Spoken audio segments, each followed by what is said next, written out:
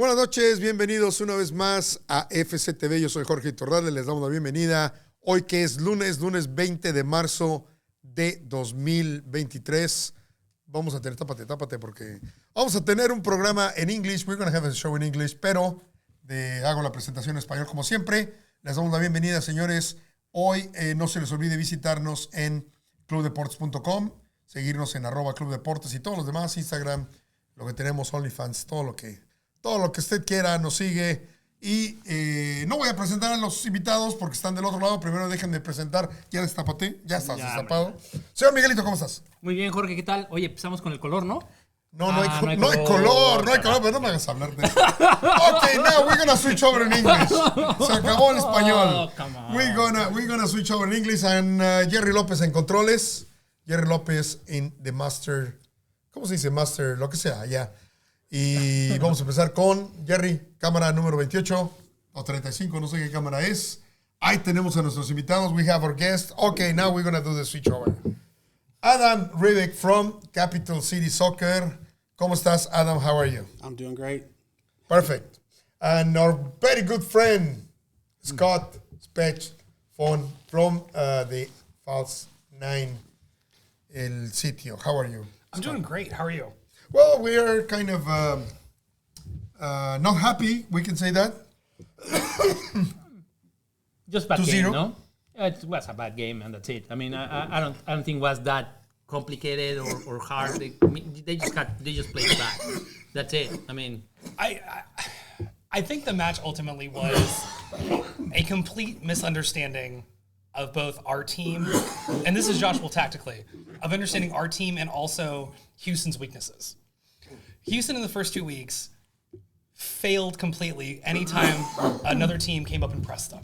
Cincinnati did that, New England did that, and what we saw on Saturday was an Austin FC team that had a lineup out there that could press, because that's the benefit of having Maxi up top, is that he presses and works hard, and instead of doing that, we played this very, I'm going to go with lazy, mid-block system that didn't do anything to affect Houston's style of play and let them retain possession through most of the first half in a way that, provided no energy for Austin and never really gave us a foothold in the game in a way that, really entirely falls on Wolff and how he's set up for the match. but at the end, I think the midfield of Houston was much better than the midfield in Austin. Hector Herrera played amazing just 2 days ago. I mean, they really. I think that was the first time that Herrera played like a DP and really show as the guy that paid that money. I agree. I think some of that was and that's how Houston has set up. That's why they got on tour, to pair him up with Herrera and Carrasquilla in the middle. And we saw the way that Houston is successful is that they get the ball to those guys and move them forward. Mm-hmm. Austin did nothing to try to hinder that possession in any way. And ultimately, they got kind of a free run in the midfield and it completely overran Austin in a way that you don't expect a team that sets up in the way that Austin does to get overrun. Yeah. Now, in the other hand, I don't know what you think, guys.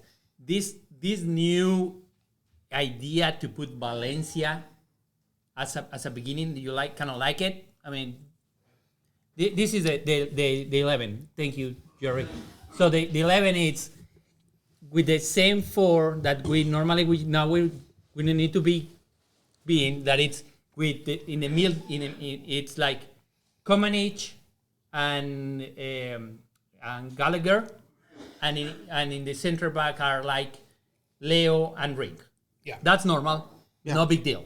Okay. Now the change was now Danny Pereira and the other one was Valencia. Yeah. Do you like that change instead to be Wolff? No. What we saw, and you can see this in the passing maps, is that Valencia and Pereira ultimately occupy the same spaces. They're both players who play as a 6. Mm-hmm. And the part of the issues that we had was that there were no options when Pereira got the ball, because Valencia, you can watch him play, doesn't look confident on the ball making passes, doesn't look confident receiving the ball. The other players don't look comfortable passing him the ball. And so really his only value is defensive. And if you're already playing another holding midfielder next to him, then you don't need that extra defensive help that he provides. No. The difference to me is like, I don't understand, and you can interrupt us anytime, okay? Yeah. But when you put Valencia and Danny, who is gonna distribute the ball? I mean, now is what? Danny is the only one that is gonna do it? Yeah. Because Valencia is just thinking to be cover all the time. And we saw that a lot. There were times when Pereira had the ball and nobody made an effort to kind of make themselves open. Urruti doesn't drop back to try to get the ball. Driussi doesn't drop back to get the ball. And I'm not sure if that's a tactical thing on Wolff's part or just the nature of how the players were playing.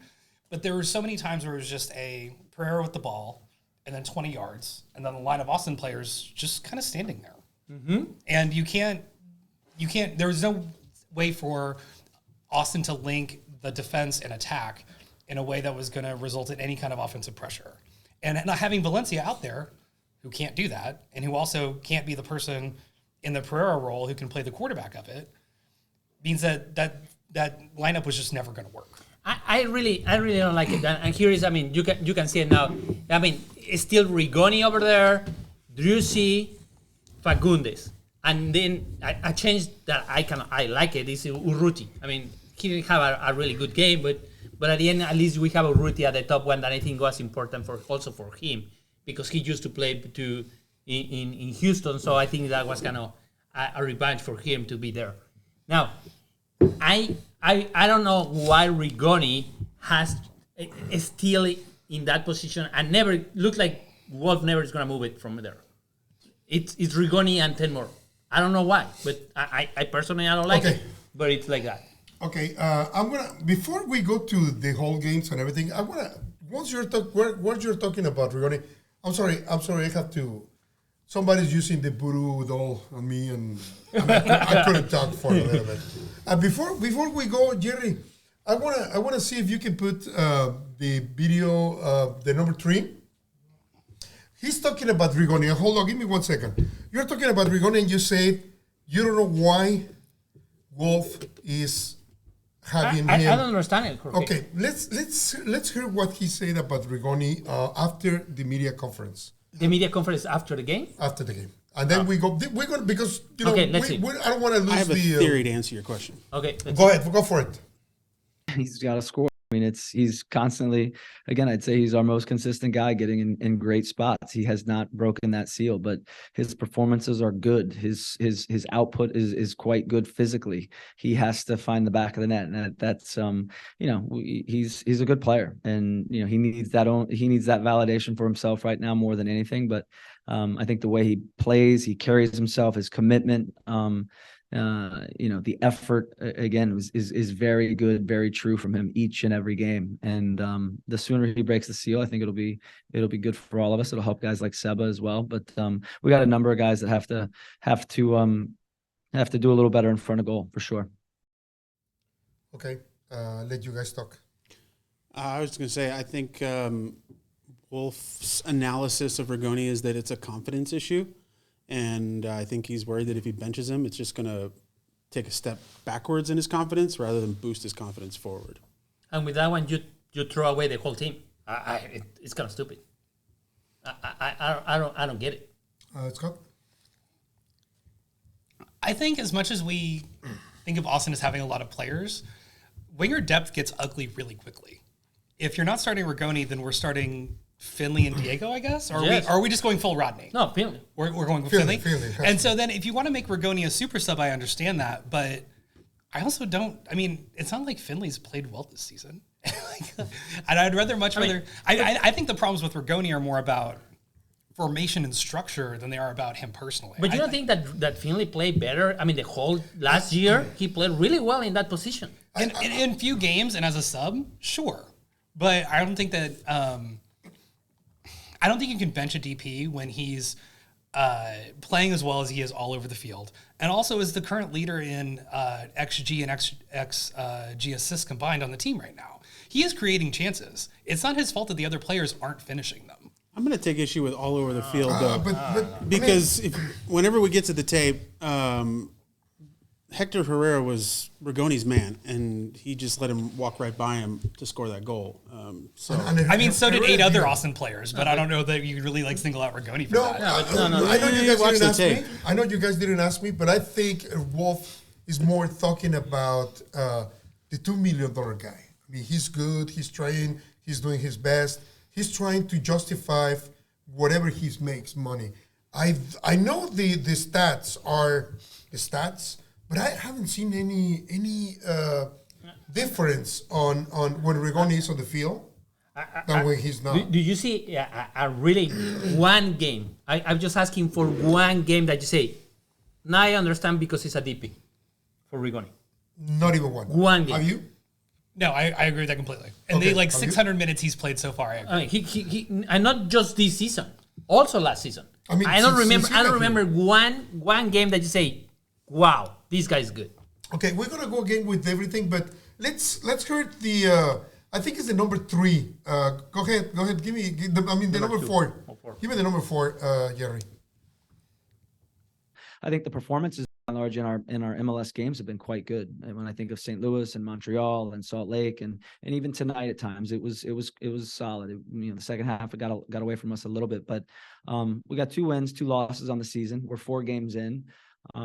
So, where there is some disappointment, obviously, from the Champions League, we've got to brush that aside quickly and keep focusing on what's in front of us. Next thing in front of us is Colorado. We'll review this game. There's clearly a lot of things that we got to get better at. And I think, from performance standpoint and input standpoint from players, we're going to need more. They got to dig in. They also got to perform better as well. And, those are the only things that are going to get us out of this is us as a group and staying together and pushing forward. Okay. This is not the one I wanted to hear because Josh Wolff, on the other one, we're going to wait for after the highlights. But he said we generated a lot of chances with against Violet. I mean, come on. Against Violet, 14 guys that a team that it was defending 90 minutes. I mean, 106 minutes. How can you even mention we generate when they're not willing to attack? And just throw the ball to the area. That's not generating anything. I mean, you can count it like that, but it's not like nothing. They just 35 times they throw it like that. No, I agree. Just the odd plan B that we have this season of just chunking crosses into the box to players when we don't have a strong in the box presence. It's not like he's throwing every strong box player we have forward. It's not like he's putting Bruin and Zardes and Rudy all up there to be like, hey, we're going for it. Might as well throw all the strikers on, try to do it. It's just kind of aimlessly hitting the ball in. I'm going to be a little bit more tactical in this one. And there is a movement that I saw this, and you already mentioned that one, I think, 2 weeks ago. When we start to go from Stuber to Leo, for example, or to Ring, what happened normally, we used to have 4 players over there, and one of the wings, normally is Gallagher, move to the front. The other 3 rotate and create like a 3 line there. Then Gallagher, imagine that now we have 3, and we have Gallagher over here. When Gallagher is in this position, Rigoni moves to the center. So when Gallagher receives the ball, it's a long way to go to the end. And that movement, Gallagher cannot do it every single time. It's a long way. And for Rigoni, now Rigoni's in the middle with everybody there. So there's a great moment in the second half of the Houston match where Gallagher, playing as right back, is down in the right wing with 4 Houston players around him. The closest player is, I think, a Rudy, actually, 30 yards away at the top of the box. Diego's on the other side of him. Andriussi's on the other side of him. Yes. Nobody's running toward the ball. Nobody's making a run into the box. Nobody's trying to help him. It's a team that just looks disjointed in a way that doesn't make any sense. You see, 2 weeks ago, sorry about that. 2 weeks ago, I told Wolff, we scored twice against Real Salt Lake, unassist. He started laughing. I don't know if you saw that media conference. He said, "What?" He looked at the communications director. He said, "Who was the assistant?" Okay, it was Gallagher and it was Pereira and Wolfito. Okay, but honestly, when you give a pass on on midfield, you cannot call as an assist. I mean, when Wolfito is walking towards the goal, he's looking. Who's going to give the ball? Nobody to give the ball. He shot goal. Nice goal. Very nice goal. Gallagher did the same thing. He got the ball like almost 40 meters on midfield, and he started running. Nobody was there, right? So those are the 2 goals we scored against Real Salt Lake. Now, the goal we scored with Montreal. Urruti, it was a play that Gallagher brought it back because he was like a center. He brought it back and basically Urruti kicked it, 2-3 meters. From that was a really nice play. That was a very nice play. And they keep trying to duplicate that, and they can't. Yeah. But that was the only one. That's the only one. That's the only one we did in 4 games. Mm-hmm. Okay, because when we scored with Violet, the goalkeeper mistake, we don't talk about that one. But the other one, Rigoni just did Rigoni threw like 20 goals over there. Whoever was there. Once of those is going to go there. It wasn't planned that Drusy was going to kick the ball and score like that. So I completely agree with you. I think it's not synchronized. The whole team is not synchronized. And to me, and this is my opinion, it's because you put Rigoni there and then you put Wolff and Pereira in that position. You don't have Ring that used to be there that helps a lot to do that synchronization there.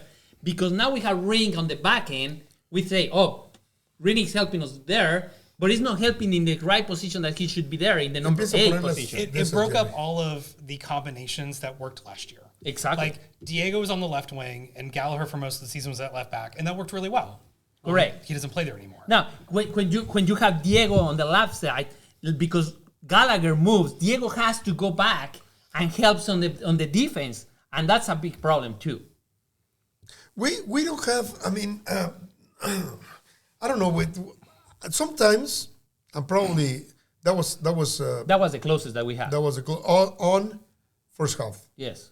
Yeah, and I saw and was kind of lucky. Did you see it? Because Gallagher tried to hit directly to the net. Urruti's 4th time hitting the post. Yeah, I mean, find someone who loves you as much as Urruti loves hitting posts. Like absolute relationship goals there. Right? Yes, but he has. You said 4, right? Mm-hmm. Cerdes 0. Yeah. Yeah. 0. Yeah, for me, of all the off-season movements and everything, Zardes is the most worrisome at this point. He just, especially versus Violette, which shouldn't have been the case, he just looked a step slow to react. I don't know if he came into camp not physically up to the right level or what's going on, but his reaction times to things just doesn't feel right. See, that's something I see all over the field. And it speaks to me that it is a team of players who don't know what they're supposed to be doing. Like, you can even see it that everything is like an extra touch or an extra step or an extra blah, blah, blah. And it just seems like a bunch of guys who are thinking and not playing. This is a really good game. Play again. You see Urruti give it there, and Rigoni. I mean, I don't know if Rigoni can do something else, but no, at least, I mean, try a shot there. I really want to see Rigoni take a first-time shot this year. Yeah. Every single shot he's had that's a great header is back. After two. Yeah, but that's exactly the same way they did it with Gallagher. That's kind of the passing sequence that they keep going for. Mm-hmm. And I'm a little worried that that goal against Montreal has led them to do that more. In the same way that I'm kind of worried that Gallagher and Wolfito are going to try shots from distance more and kind of take over that like Nick Lima role of like guy who hits it from 25 yards out and doesn't get it on net. Nice Spanish, by the way. Thank you. Yeah, Wolfito's good. Now let me say about Wolfito. I think, I mean, unless he wanted to give him some kind of rest, but Valencia is not better than Wolfito. I mean, Wolfito. I mean, if you want to take Wolfito out of there, you need to put Ring, because I don't see Valencia doing a better job than Wolfito. But I think they try to put Valencia to cover more the midfield of the Houston. But okay, after the 90 minutes, who did a better performance on Valencia? That position? I mean, the idea was that. The idea. I mean, I'm not saying that was at the end was performed correctly, Valencia, they have a poor performance, and I agree with you. Valencia, I don't know why Valencia looks like kind of like in a different time. Also, it's not with the same rhythm that the other guys, and it's completely a defense guy.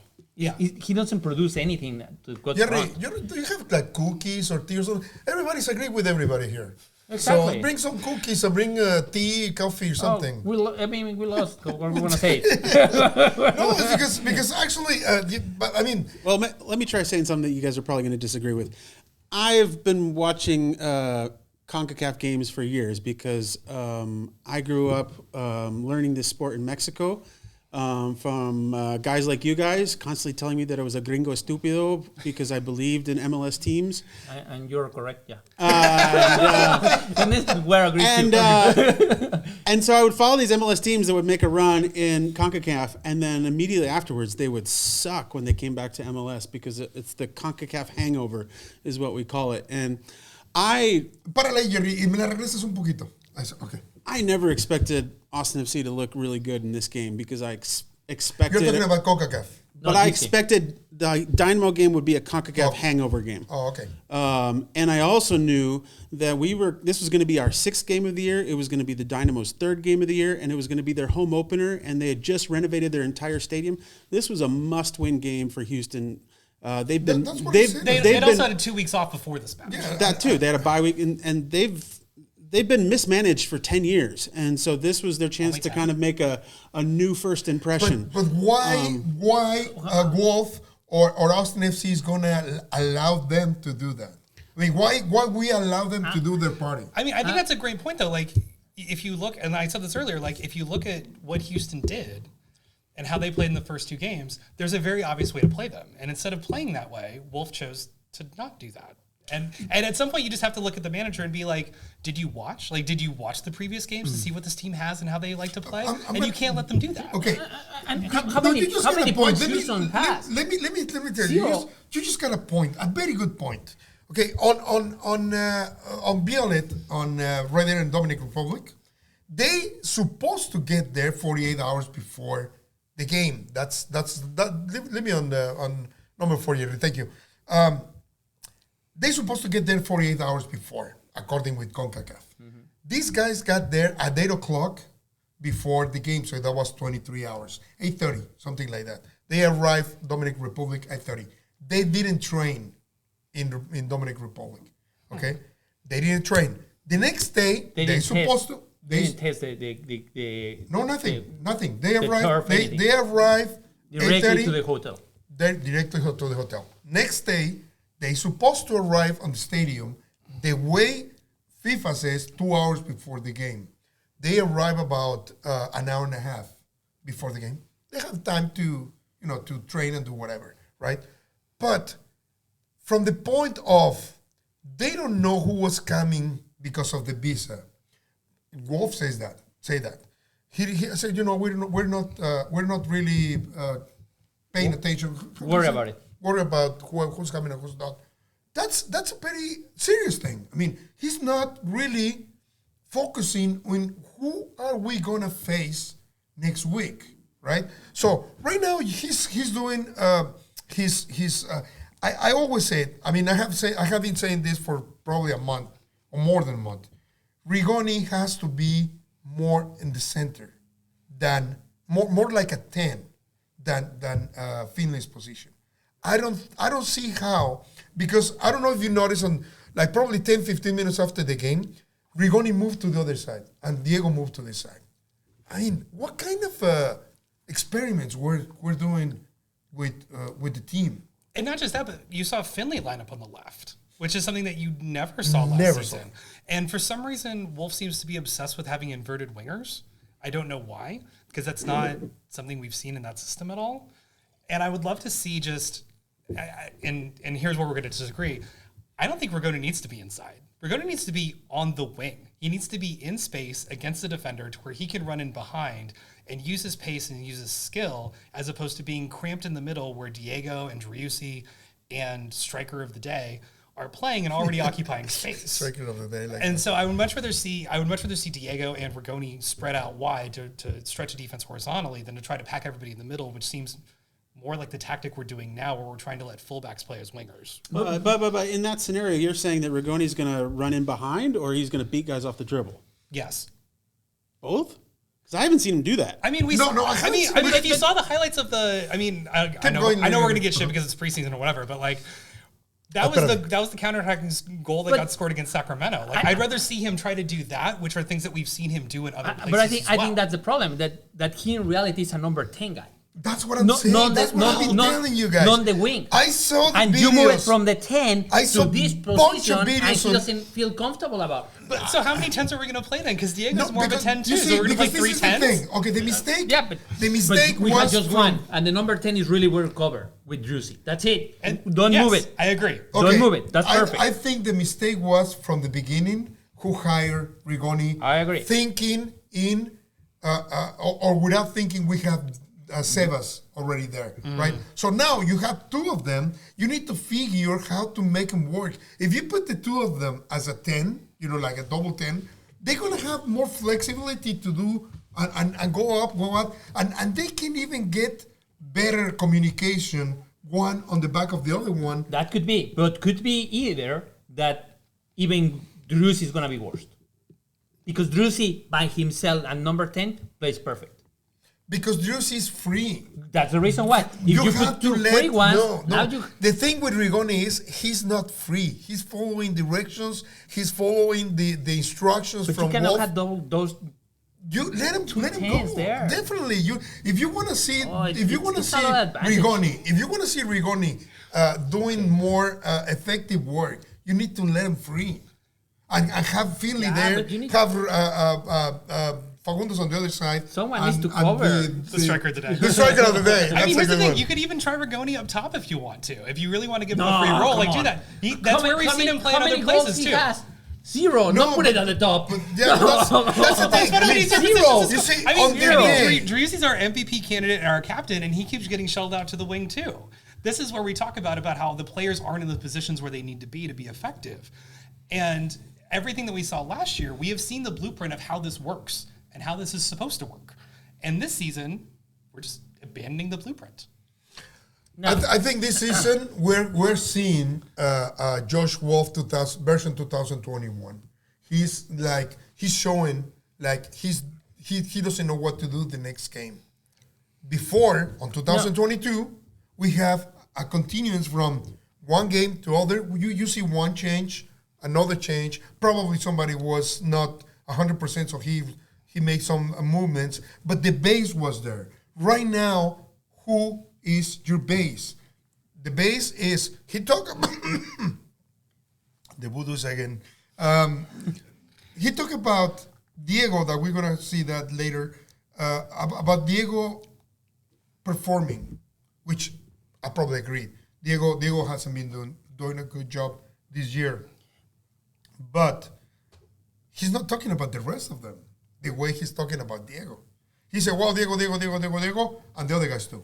Oh, Diego, and the other guys too. No. He has to do names. He has to say Diego. He has to say Rigoni. Who else? Zardes, Urruti.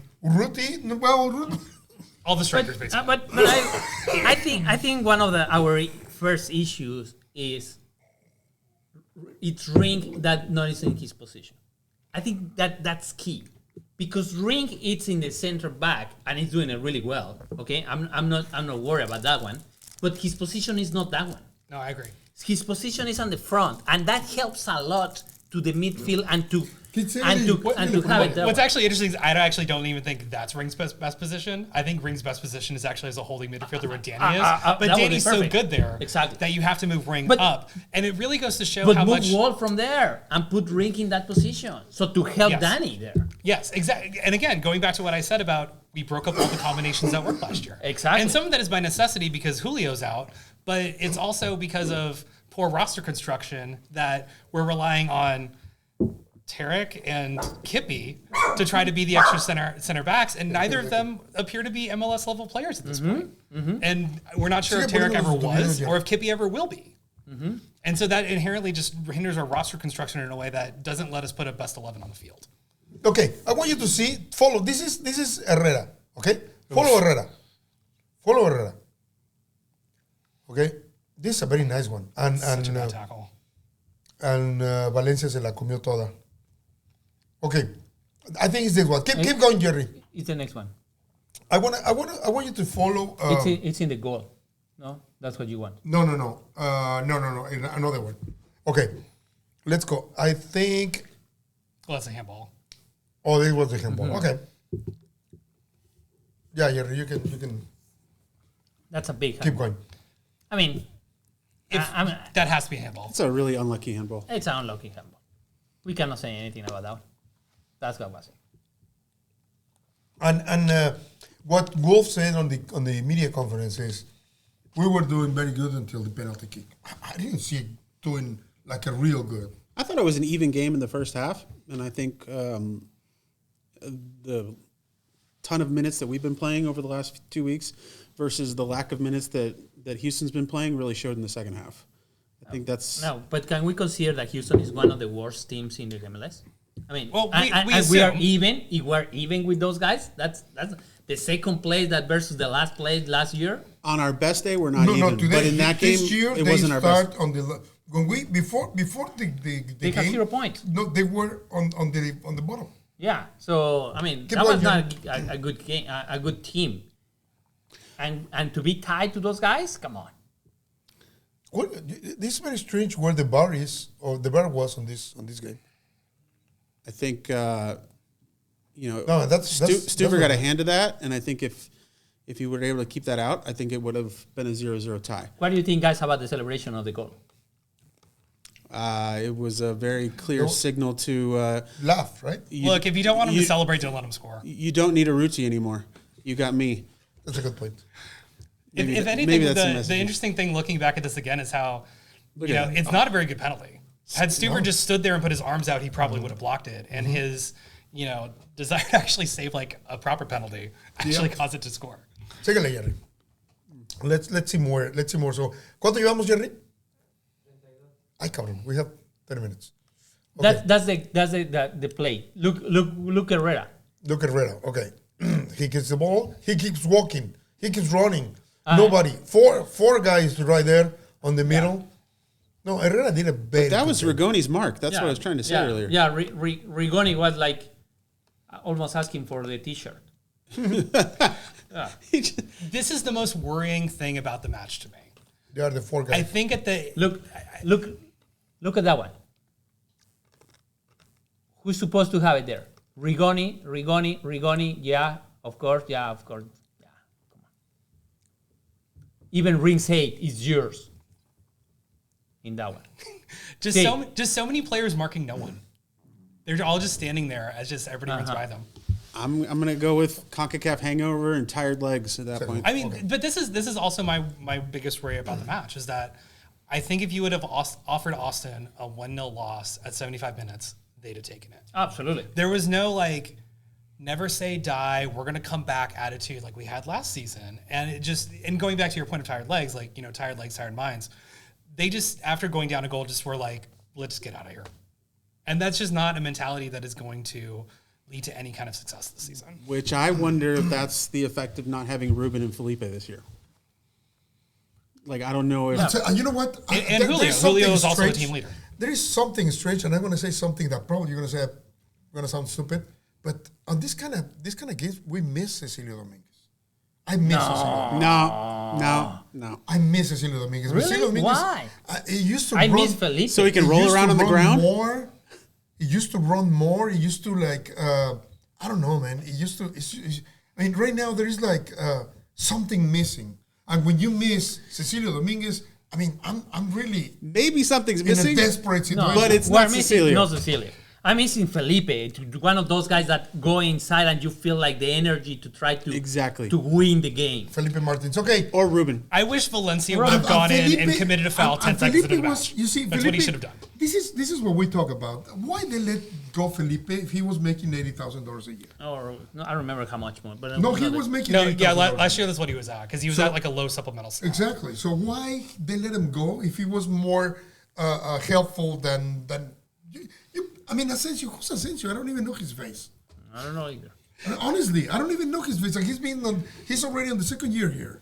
He's starting the second year. So, Anyways, Jerry, pon about the substitutions. Again, the substitutions, it's always like the same. You know who's going to be, I know who's going to be out. You know, it's always making the same changes. Never something different. What worries me is we didn't have any like game-changing substitutions on the bench. Like I was, you'd want a sub to come in and like change the face of the game. The only time I can remember that happening so far this season is when Gallagher came on in the last 15 minutes of the Montreal game.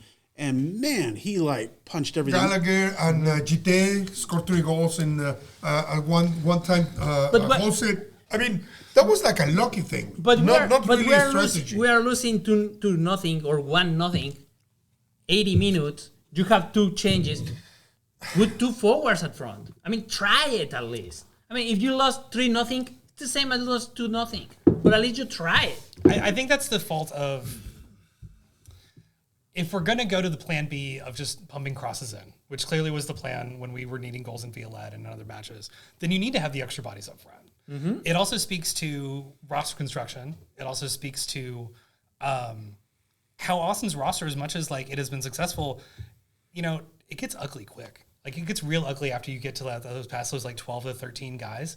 And there is nobody out there who's going to be a game changer unless we intentionally hold somebody like Diego or Rigoni back from being a starter. What it worries me more than what is happening inside the team, because we talked about inside the team last week in the Spanish show. Mm-hmm. We mentioned that there's some disagreement. We know, in fact, or a waiter told me. I was in a restaurant and I heard a waiter talking about, and there's some unhappy people inside the team, right? And this didn't happen in 2022. It was a good control of the team. Right now, we're on the 4th week. This is the 4th week. We have a long way to go. And we already have a fail on Conca Champions, and a very ugly fail with the worst terrible team. Disappointment. Okay, this terrible. But the thing, and what I asked Wolff, and I would like to know if somebody's listening from there, it's who gives a pressure to Wolff? I mean, we know he gives the pressure to the team. He gives the pressure to Fagundes, to whoever is on the starting 11 or in the bench.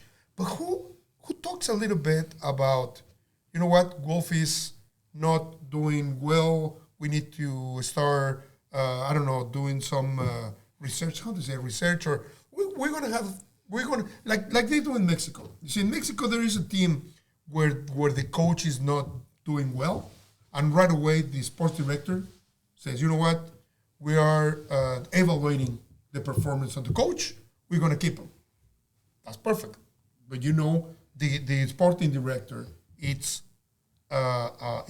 talking and is mentioning. Yeah, who is questioning all the decisions of Wolff? Who says something about, let's move on? Yes, let's move on. But who is questioning why you're making these subs?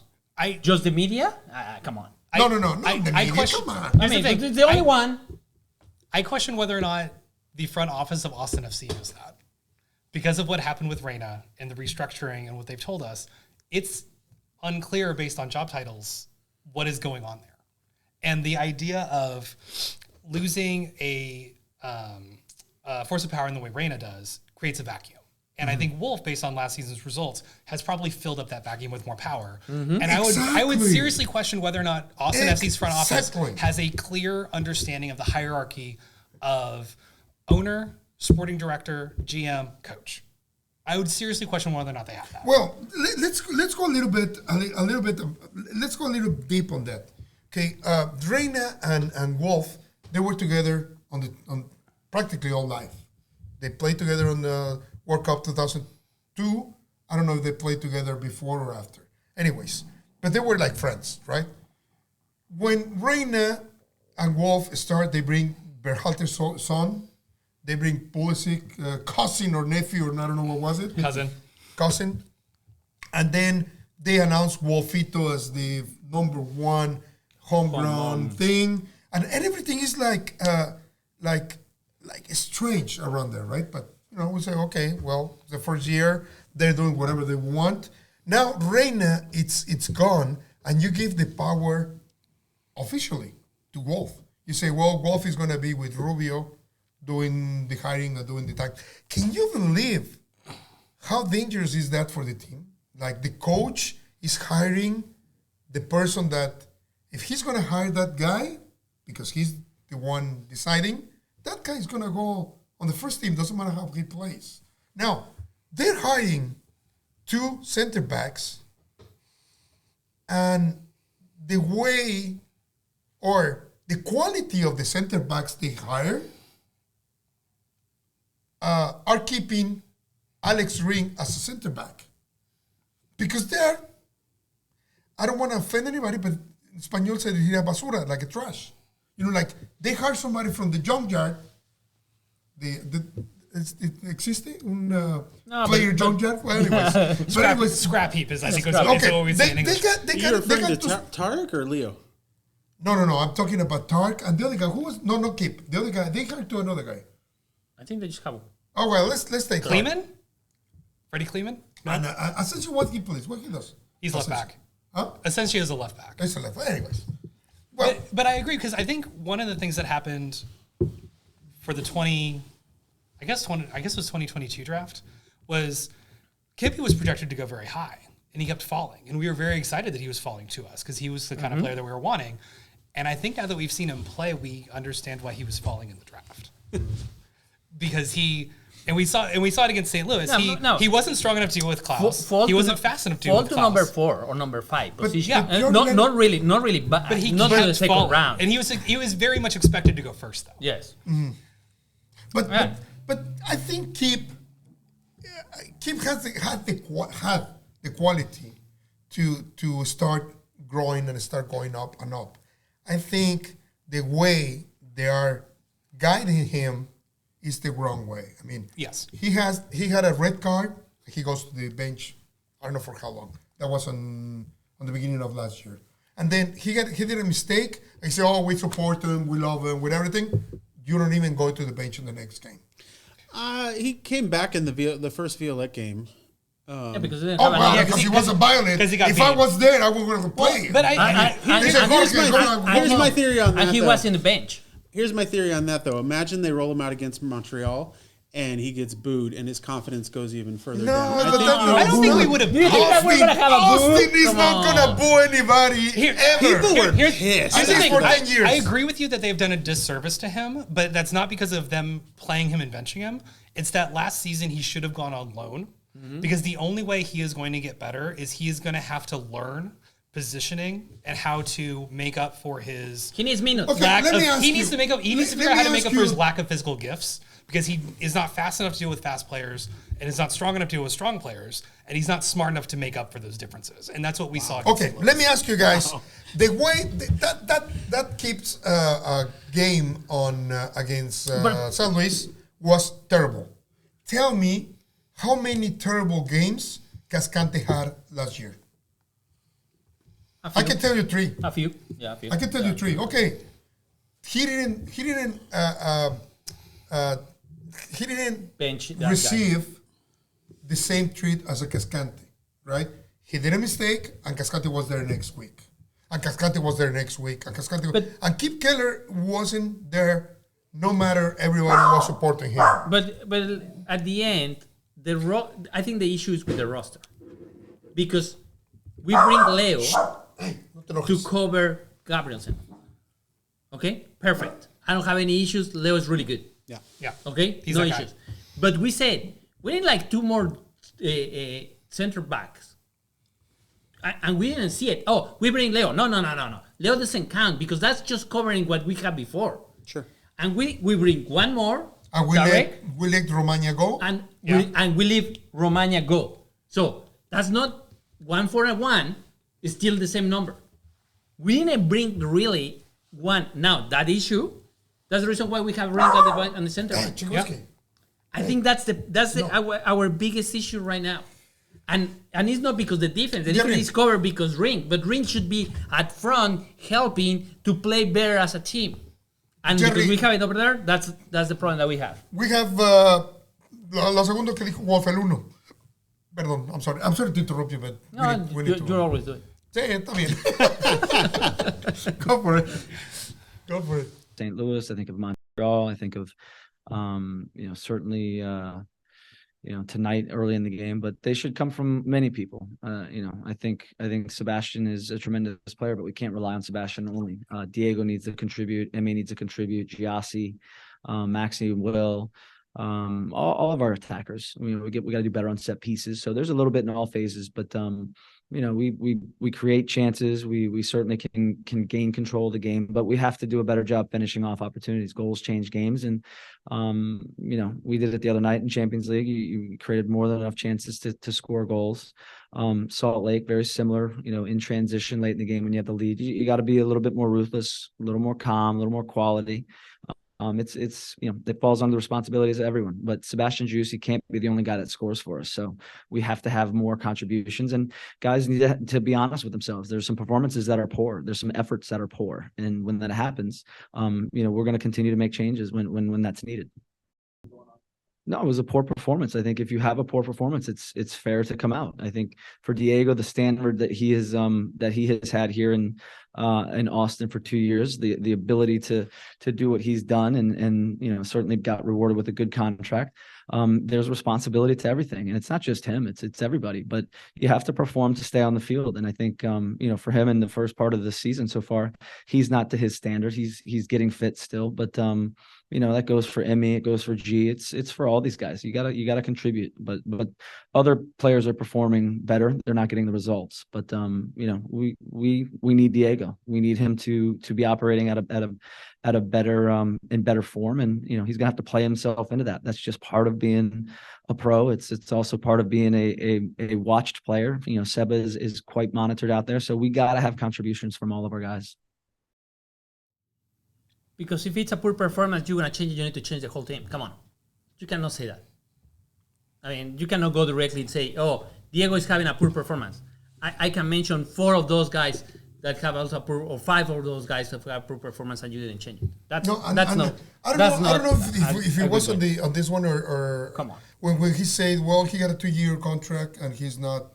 No, he mentioned the contract, and I was in shock when he said it. Exactly. And this is something that is not ethic in my point of view, right? It's like, why he doesn't say, you know what, we have Rigoni, $2 million, or we got whoever, we got my son, and he's making whatever money. I mean, going towards the contract and things like I believe they're personal, he should take Diego to their office, his office, and say, you know what, Diego, you are doing this, and this is not what we. It sounds like I mean, I'm gonna be sarcastic, but it sounds like you give a gift to your wife or your girlfriend, and then you mention a month later, you know what? I give you a gift, and you're not loving me enough. Something like that, right? I mean, if I'm Diego and I'm watching that, and like the coach and general manager now, I guess, are throwing my contract in my face. In a public setting like that, it's just bad leadership. It's bad. It's really bad.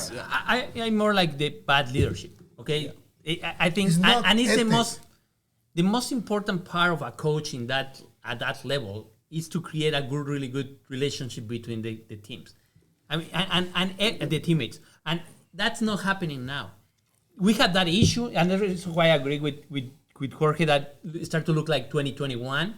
Because we had that issue with Pochettino and Cecilio, those guys over there. In 2022, Urruti came, and Urruti fixed a lot of issues that we have inside. And now we start to have, again, the same issues because of that. And the reason why I say I miss Cecilio is not because I'm talking about personal stuff. He scored like 8 goals in the first season, and he scored about 6 on the part of the second season.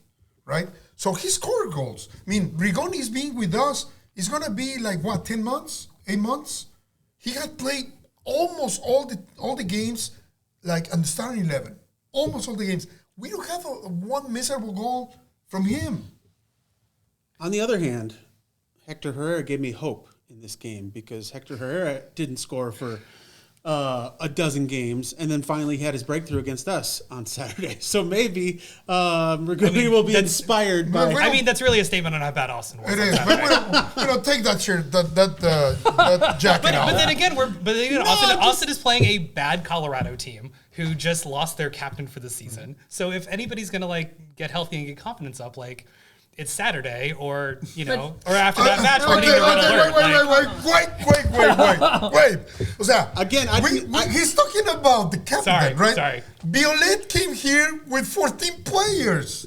There were 5 not on the team. Come on, Jorge. They were the One Disney guy is gonna underdog do. story. They were the team that came together. We just happened to be the favorite that lost to the underdog. Like they're a really good story of banding together and being undermanned and playing well and defended for 90 minutes. Thank you for throwing it in that direction.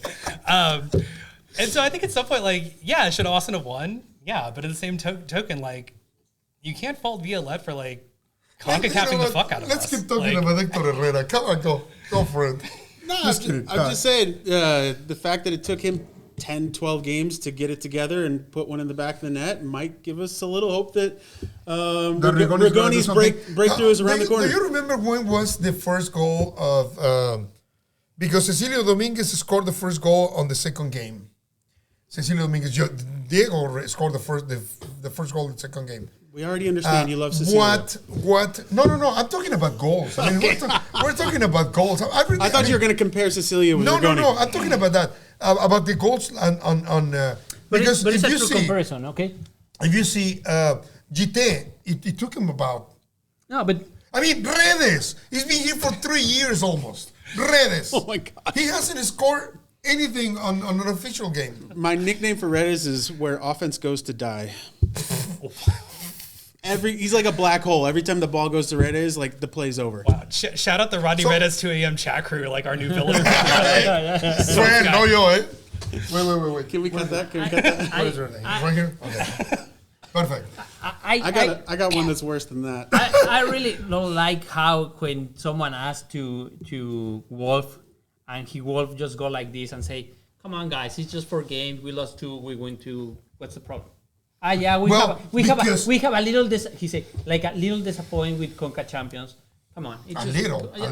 No. I think I think he's trying to went say on. even keel over a very long season, which I understand, but at the it's a same very token, long season, but you have the worst performance 3 days ago. Not disagreeing with you. I think one of the problems on Saturday, especially, was that there was no passion energy, and that comes from the coach, and he there needs to hasn't instill been that. any of that the whole year. 2023 has been a different year on everybody. Yeah. Everybody. Now, if you question, let's say, if you question Urruti, he's mad because he lost. If you question somebody, I mean, they get into the field. But if you question Wolff, it's like, okay, let's keep going. Let's try whatever. We have the Open Cup, we have the Leagues Cup, we have everything, right? We need him to start thinking on seriously in any single game we're playing. I mean, and we need to say to Wolff, it's the same 3 points right now that at the end. It's just 3 points, okay? But it's the same value right now that at the end. Could be that we're gonna miss those points right that we're missing right now at the end when really the people are gonna be tired. In reality we're gonna play I don't know how many different games all the time. That's the issue that we're gonna have. I agree, especially after last season where Austin built up a lot of points early, and then the form dissipated toward the end. I mean, it's an added bonus that more than 2/3 of the conference makes the playoffs. But it's now still to be like in Mexico. Everybody can go there. Well, let's see. Right now, Except for Colorado, they're not. Okay, right now we are. I don't know. You see, it's incredible that Houston now went it's in the from playoff. 14 to 9. I know it's a 4 game, right? But from 14 to 9. But look, San Luis. San Luis is incredible, man, Wow. and they're playing very good. LA, Wow, you see, 4-4. we're gonna be Undefeated as a They club. set an MLS record. No expansion team has ever won their first 4 games. No, never. never. I I never expected like that. I think Houston, and I don't want to, I don't want to share for them, but I think Houston is going to start playing good if they play the way they did on Saturday. So we're going to have On top of us, St. Louis, LAFC, Seattle, Dallas, obviously, and Houston. I don't think Minnesota and could be LA. I think Houston's still going to be the worst team in Texas this year, guys. I think we're overreacting a little bit. They got one lucky goal. You're the one who's talking nice Here's the about thing, I don't disagree with No, that, they but got I also one think lucky that goal. means that Houston could still be a playoff team. Yes, I think so. Could be. Maybe they sneak in the 9th spot, but they did not look. Wait, can they we go did back to not the standings real dominate fast? Austin Regresate on back Saturday. Regrésate un poquito, Jerry, a las- They a did la not tabla. dominate Austin on Saturday. They got one lucky goal, and then There they got one in on us when we had super tired legs after a CONCACAF hangover. So where do you think Austin is going to finish at the end? I think,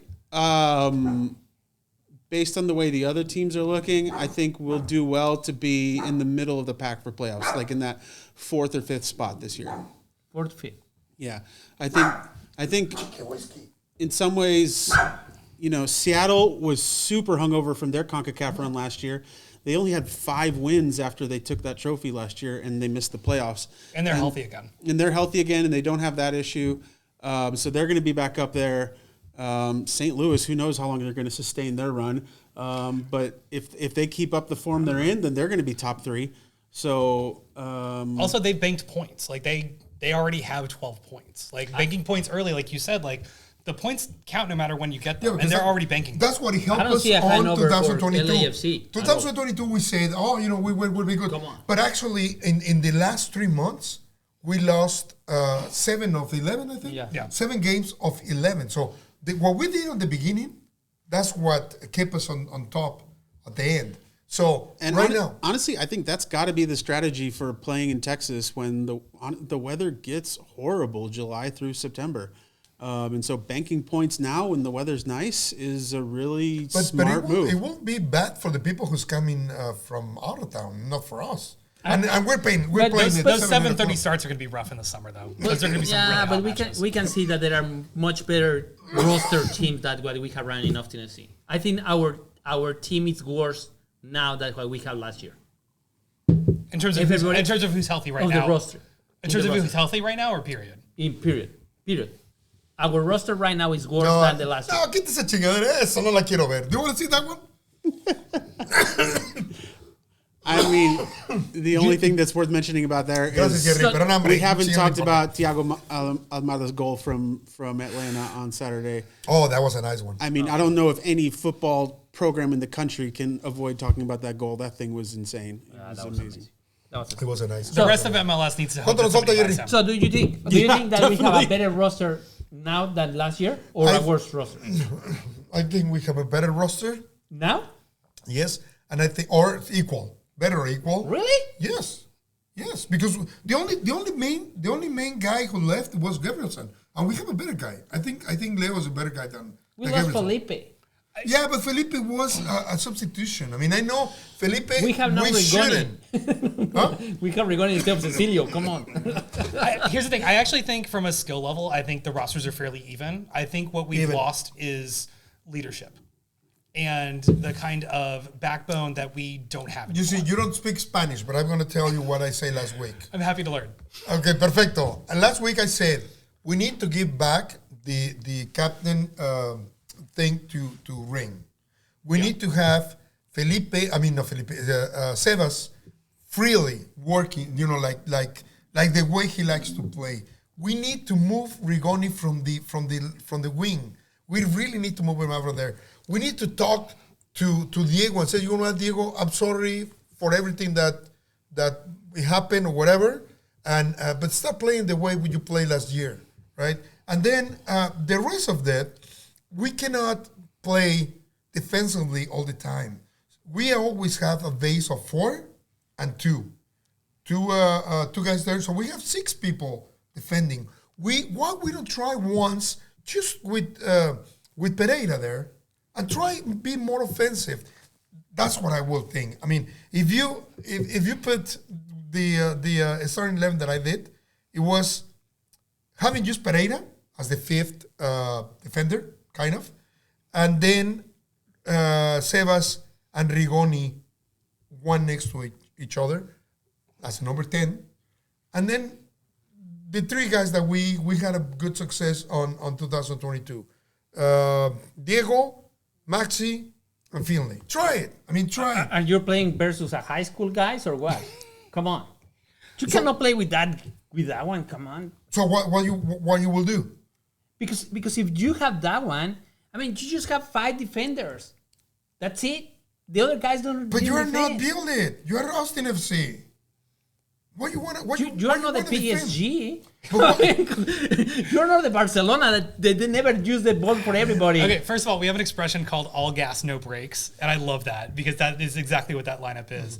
I want to see Rigoni and Diego flipped and put Why Rigoni not on the Rigoni left. out? So we're going to start Finley? Yeah, like we did it last year. We need to have. We have last year. Like when the he best wasn't beating players. up on 17-year-old left backs, he only scored like 3 goals all last season. Like, I don't know how that's more gonna than be- Rigoni.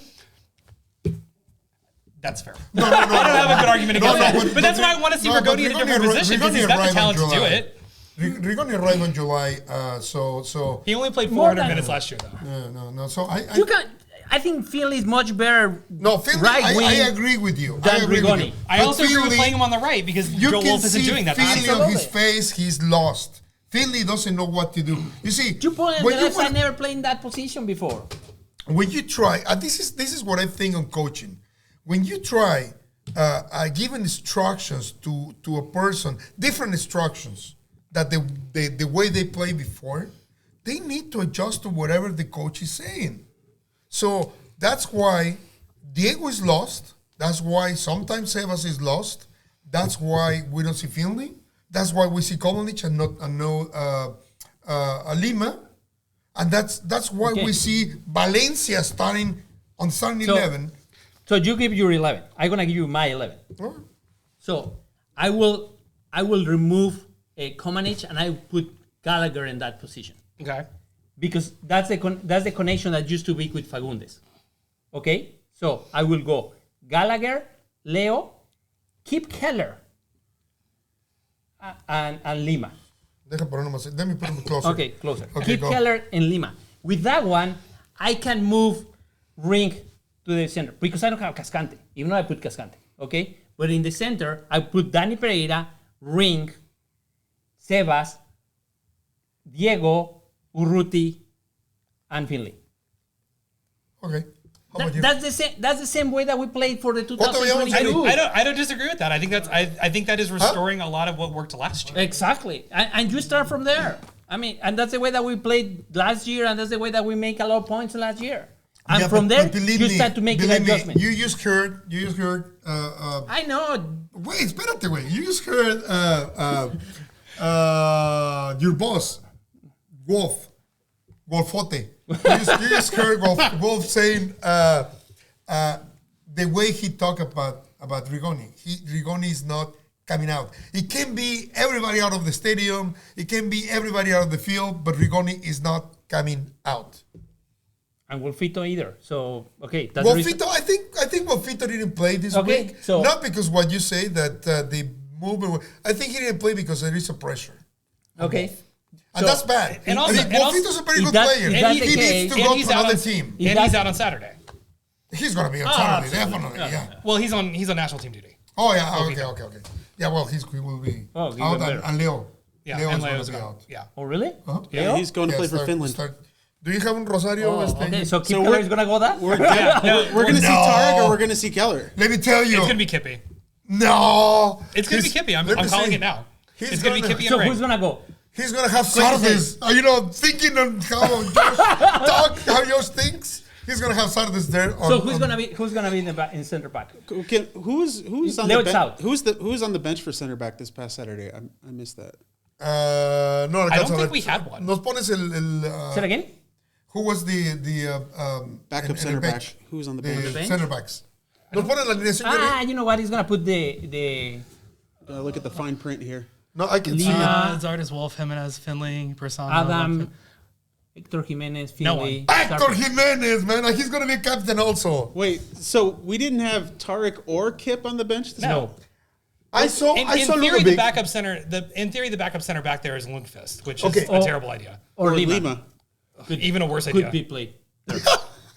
Yeah, Lima. You know what? We've seen that. Sorry, I have we've no seen idea that. who he's going to put at center back then. When Lima was on Dominican okay. Republic. On Dominican Republic, when he was on the when he put him just for a little bit as a center back, the number 20, it was like probably 1 meter. 2 feet taller. Yeah. Yeah, Easy. 1 meter taller than Lima. Well, It and we was saw like- that in so he's 2021 gonna be when Keep Lima Keller. was the star. He's gonna be Keep Keller. I think so. Him and Who do you Ring will think be he's gonna be? partnered. I don't think he's Keep gonna Keller with Ring. Keep Kelly's gonna be on the Keep Keller with No, Ring. I Okay, what do you don't- think? I don't think. I think the guy from Houston, Lubitz, Lubitz. he's gonna try because he played with Houston as a center back once or twice. So he's gonna put that one, and he's gonna put Leo, I mean no Leo, Ring. Ring. They Okay. speak the same language. No, or Lundqvist No. is Swedish. It's Swedish. He's Okay. Swedish. So who do you think is gonna be the they two speak center European. backs? They speak European. Euros. He speak euros. Okay. Yeah, something like that. What were you asking? So who's gonna be? Who do you think is gonna be the ¿Cuánto center llevamos, back? Okay, cabrón. Ring with who? Say something. Don't worry. Nobody's gonna listen. You say whatever, you know. Yeah. Nobody listens. Which are these? Okay. 3-man back line. Okay, say it. Which one? You need to say names. 3-man back line. No. Okay, 3 minutes. So it's gonna be just No, Ring. no. Ring. No, No, I'm yeah, kidding. because he can do that. Ring. I'm kidding, I'm Lima, kidding. He's like, no, don't hold me to this. Don't hold me to this. how about he? That, No. Don't bring ideas. Don't bring ideas. Come on. How about he I does? think Pereira. How about he does Pereira on the center back? Valencia. Pereira. Valencia. No, I'm just saying. Valencia? You say a name. Oh, come No, Valencia. is- We're just saying crazy Redes. things. No, Redes. We're just saying crazy things. Come on. Okay. Wait. No. Okay, yours. We put Okay, the new guy defense. from DC, Jafal, in next to Danny to keep that midfield pairing. You guys have said we get more defense out of Valencia than we do any kind of offensive production out of Valencia, which I agree with completely. So why not keep If pushing you them ask me backwards? what I'm doing, selling my tickets for Paris. I mean, yeah, they'll just put Valencia and Put Lima my as center tickets half, on so we'll just sale. have the first like 5 and under like center half pairing. Like it'll be like a high school game. Okay, guys. It was The one thing we got going for us, don't sell your tickets yet, is Colorado's captain is out for the year with a horrible But we have Achilles two out injury. of. Yeah, I mean, we're sorry for him, but we have 2 gone. I mean, Wolfito is kind of on the starting 11 all the time. No, the Leo's And the one Leo. that we're really going to miss. I think. I think we're gonna miss the 2. Leo. I think the 2 of them because not being Ring on his position, we're gonna miss Wolfito. The way you guys were talking last week about Wolfito, and Yeah, no, I no, agree no. with, he passes laterally All and the time. backwards so all the time. all the time. But we don't want him to be. I mean, we. What about if you put Rigoni there? But here's the worrying thing. He just said that and you made fun of him. Rigoni on you mean Wolfito. on, that's perfect. That's Did you perfect. He said that 5 minutes ago and you made fun of him about it. I know. Let me call Wolf. Let me call Wolf. Get him on the phone. That's exactly what I was saying. No, here's the thing. I would also love to see Jafal get a real chance in center mid because his numbers in DC were so good, and he really profiles as more of a like kind of how Alex But the Ringus numbers plays. are crazy. I mean, sometimes. Well, when let me give you see- let me give you a number that worries me. You guys are singing Lobito's praises, but I'm a little skeptical. I was just looking it up. He's got an 80% passing completion rate for the year. 80%? Yeah, That bad? that bad for a center midfielder. That's terrible. Pereira, what it is? Pereira's at 90. And it would be one thing if he was getting 80% and he was making all of these like through balls into the box and whatnot, but he's not. He goes And so to the if you're back, he goes picking to the the side. safe pass, the backwards pass, the lateral And pass, 80% with that and one? you're 80%. Oh my God. Where he really turned it around was the Montreal game. He was close to 90, and look how well we played in that game. And so But check. You see the numbers that he's saying. He has an assistance, and it was a pass on midfield to the right. You see, that's what the numbers are on MLS. You see, Pereira has an assistant, but it was on his field when he gave a pass to the midfield. I mean, it was. It's the numbers are kind of weird. We talk Miguel and I. We talk about really. We try to figure how many jugadas peligrosas. How do you say well, they call it key passes. Okay, how many key passes he did on these 4? 0. 0. Yeah, Nothing. And it was worse in the St. Louis game, and then he picked it up in the Montreal game. He had some key passes. He got close to 90% overall completion rate. Look, I think a lot of this experimentation that we're seeing, this uncertainty, disjointed that you're talking about, is really a result of. I think Wolff is worried that people have figured out how to mark Driussi out of the game. It was at its worst in the LAFC game last year. It continued in the St. Louis game this year, and he is busting out the whiteboard and trying everything he can to get Driussi on the ball in dangerous places like he was through the first half of last year. Do you think? Don't get mad. Do you think the LAFC Sorry. playoff game and the dismantling that Austin FC suffered caused Wolff to no longer trust the system? Possibly. I mean, the way he talked about it after the game and during preseason interviews, he sounded a bit shook. He sounded like he was worried that people were reading his mail. You know? I disagree. I completely disagree. What was the question to him? Oh, asking if the LAFC playoff game caused Wolff to not believe in the system anymore. No, Because I one of think- the I big think- because one of the big No, things that we got from he's last year. He's Select the the wrong one who place. did the mistake on the LAFC absolutely. game. People He's the one who Gite, come on. changed the system. He's the one who put Gite instead of Ruti. He's the one who moved because actually he trusts Rigoni, and that game wasn't not for test anybody. It was Finley, Diego, Ruti, and he made a change, and everybody was lost. When he tried to correct, we lost it. It was late already. So I think his mistake was on that game, but that's okay. We're in a new season. I think right now the problem, and I'm going to repeat it again, I said in Spanish, I think the problem is the group. The group is not happy with what he's doing, and they're not performing the way they're supposed to. These are my thoughts, and we have to go. So, what else you have? Based on a waiter telling you something? Yeah, the waiter told me, hey, you know what? This guy's mad. Don't disparage waiters. They all they You know, I want to tell you what restaurant I'm going, so you can. I'm just saying, I want more receipts on this theory. I will tell you out of the I want more off the record. Más pruebas, más evidencia. Más pruebas, yes. Okay. No, I haven't said names. Oh, okay. I mean, I haven't said names, but you can see. But you can see You it. can see things. You can see things. People throwing bottles. He saw that, and everybody saw it. You can say it. Yeah, I mean, at the end of the game, what was versus Violet Violet. that Urruti didn't enter. I mean, and he was not there, and at the end because they lost. I mean, we had 3 chances to make changes. They made the 4th substitution for Bruin. I think was in the 82 minutes. Urruti was very mad. He threw Because a bottle. And he threw a And bottle. then he waited until And the he end waited of until enter. everybody. The stadium was empty, and he was sitting on the bench, angry. You can see it angry, right? And that was another thing. I mean, you can see faces and you can see people angry on the last 4 games. I can't say Look at it. anything because I'm not going to say it. But I mean, no. If you go to the stadium, look at it outside the what is happening in the bench. forget what is- looking at the Murga. Go and watch exactly. the field. Watch the people. Watch the faces. couple of nice drinks and you can see it. Yeah. for sure. Exactly right. Yeah, it's the group needs to be. Wolff needs to work with the group. I don't say it's lost group. I don't say it's something that is not They are not repairable. comfortable at all. But They just there need is people- they just need some wins. You know, There is people who bad have, teams don't have chemistry. Good teams do. exactly. And then if you want to, what we say this, if you want to take, let's say, give me a name, who's in the bench and who was on the first Rodney team? Redas.